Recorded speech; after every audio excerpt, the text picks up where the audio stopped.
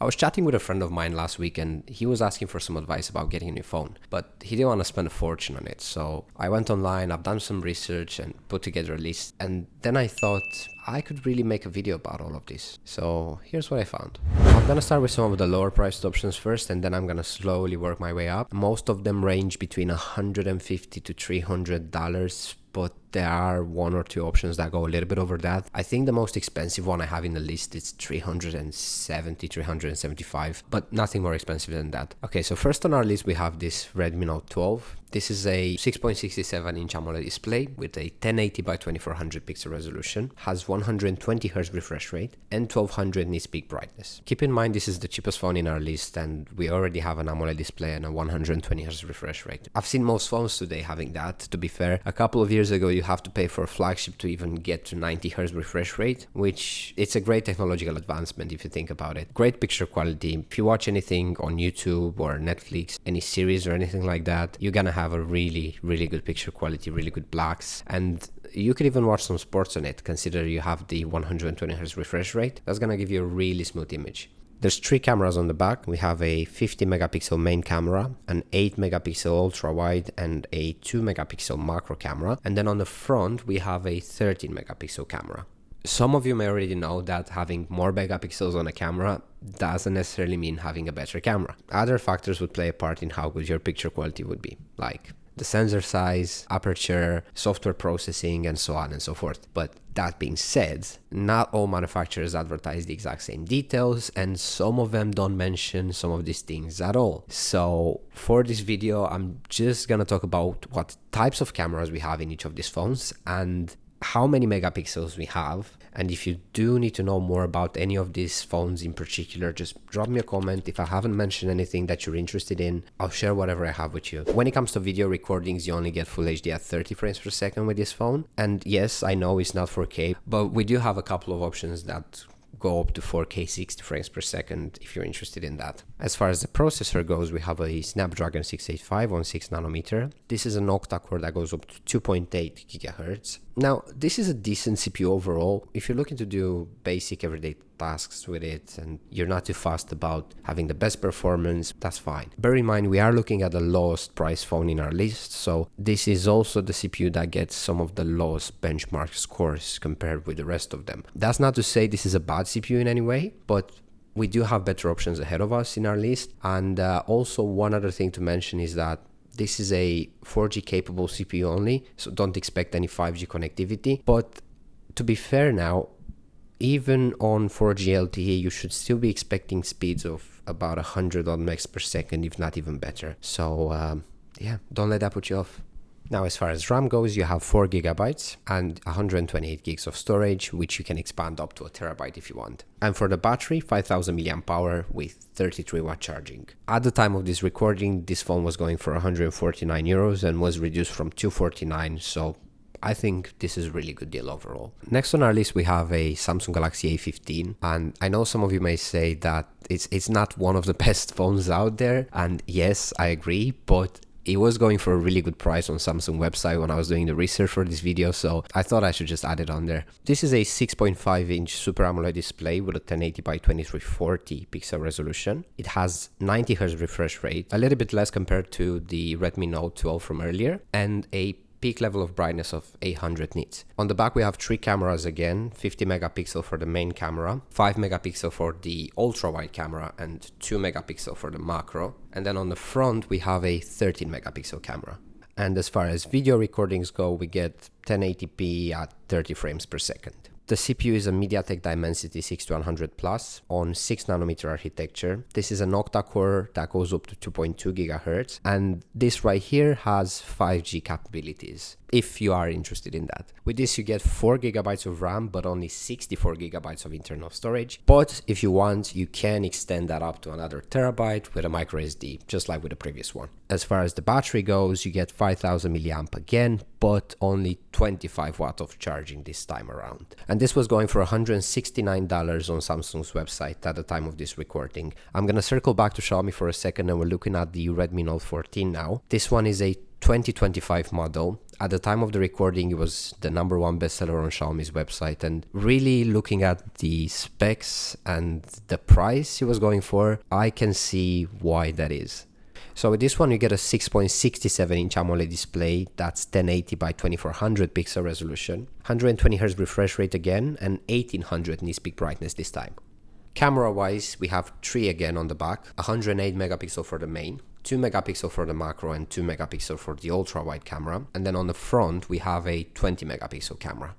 As far as video recordings go, we have 1080p at 60 frames per second this time, so we're essentially doubling the frame rate compared to the other 2 models we spoke about. The CPU here is a MediaTek Helio G99 Ultra on 6nm architecture. This is an octa-core that goes up to 2.2 GHz. Generally speaking, it has better benchmark scores comparing it with the 6100 Plus we spoke about earlier, but it's worth mentioning that this is also a 4G capable processor, so no 5G connectivity here. But if you can live with that, you do get the benefit of having double the RAM memory. So 8 GB compared with the 4 GB you had earlier on the 2 other models we spoke about. And we're doubling the internal storage, so we're looking at 256 GB, which you can now extend up to 2 TB if you want. And as far as battery goes, you get 5500 mAh, so we get a tiny bit of an upgrade in terms of battery capacity, and it charges with 33 watt. And it was €189 reduced from €225 on Xiaomi's website at the time of this recording. Another quick mention here before I move on to the next phone. So I've mentioned nanometers a couple of times already. That is the size of the transistors on the CPU. So generally speaking, the smaller the transistors, the better power efficiency, less cooling, and more performance you usually get. But there's a lot more to it, so for the purpose of this video, I'm just gonna leave it here for now. But we can talk about this in a separate video dedicated to this topic if you want. Next on our list, we have the CMF Phone 2 Pro, and honestly, this is one of my personal favorites. This is a 6.77-inch AMOLED display with 1080 by 2392 pixel resolution. Comes with 120Hz adaptive refresh rate, so what that means is that your display would adapt the refresh rate based on the type of content that is being played, and you get 3000 nits peak level of brightness this time. This phone comes with 3 cameras again, so we have 50 megapixel for the main and 50 megapixel for the telescopic camera, 8 megapixel for the ultra wide, and 16 megapixel on the front. And this is also the very first phone in our list to do 4K video recordings at 30 frames per second, if you were waiting for that. The CPU is a MediaTek Dimensity 7300 Pro on 4nm architecture that goes up to 2.5 GHz. This is the first CPU on our list to be done on a 4nm process, and comparing it with the Helio G99 Ultra, it gets support for faster RAM, larger bandwidth, and generally speaking, it has much better benchmark scores overall. In terms of RAM, you get 8 GB and 2 options for internal storage. You can either get 128 GB on the base model for €249, or you pay another €30 and you get 256 GB. But either options are expandable up to another 2 TB if you want to.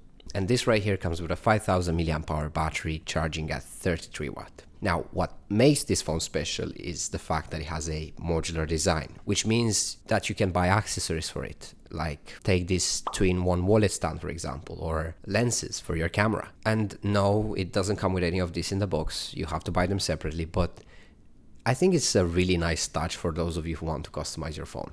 Just gonna take a moment and say this: if you like what you've seen so far and you want to support us, the best way to do that is to subscribe to this channel and like this video. It truly helps us a lot. Now, back to it. Next on our list, we have a OnePlus phone, the OnePlus Nord CE4 Lite 5G. This is a 6.67-inch AMOLED display with a 1080 by 2400 pixel resolution, 120Hz refresh rate, and 2100 nits peak level of brightness. 2 cameras on the back this time, 50 megapixel for the main and 2 megapixel for the depth assist, and then on the front a 16 megapixel camera. A bit of a downgrade in terms of video recordings. We go back to having 1080p at 30 frames per second. The CPU is a Snapdragon 695 on 6nm. This is an octa-core that goes up to 2.2 GHz. You might have guessed already from the name, this is the slightly more advanced CPU compared with the previous Snapdragon, the 685 on the Redmi Note 12. And yes, it averages higher benchmark scores compared with that one, but you also get 5G connectivity this time. And this comes with 8GB of RAM and 256GB of storage that you can extend up to another 2TB if you want. For the battery, you have 5110 mAh, charging up to 80 watt, and it was going for 229 euros, reduced from 329 at the time of this recording on OnePlus website. Now, if you want a phone with a stylus, but you don't want to spend a fortune on it, you can get a really good and affordable option in Motorola, the Moto G Stylus 2024. This comes with a 6.7-inch AMOLED display at 1080 by 2400 pixel resolution, 120Hz refresh rate, and 1200 nits peak level of brightness.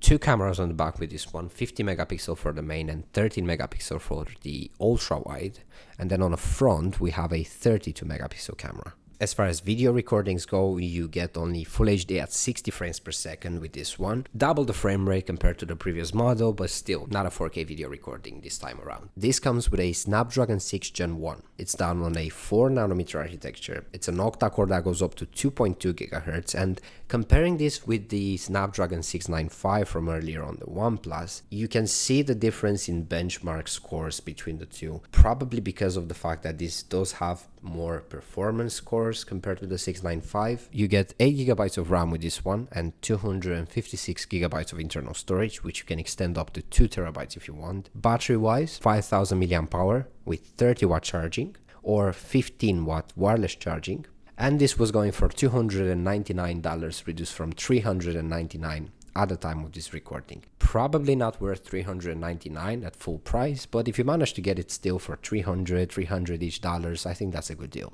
We're having another look at Xiaomi again, and we're talking about the Redmi Note 14 Pro. This is a 6.67-inch AMOLED display with a 1220 by 2712 pixel resolution. So this is a 1.5K resolution. In terms of refresh rate, you get 120 Hz and 3000 nits peak level of brightness. On the back, we have three cameras again, 200 megapixel for the main, 8 for the ultra wide and 2 for the macro. And then on the front, we have a 20 megapixel camera. And with this one, we do get 4K video recordings at either 24 or 30 frames per second. It does Full HD at 30, 60 or even 120 frames per second, and HD as well, 720p.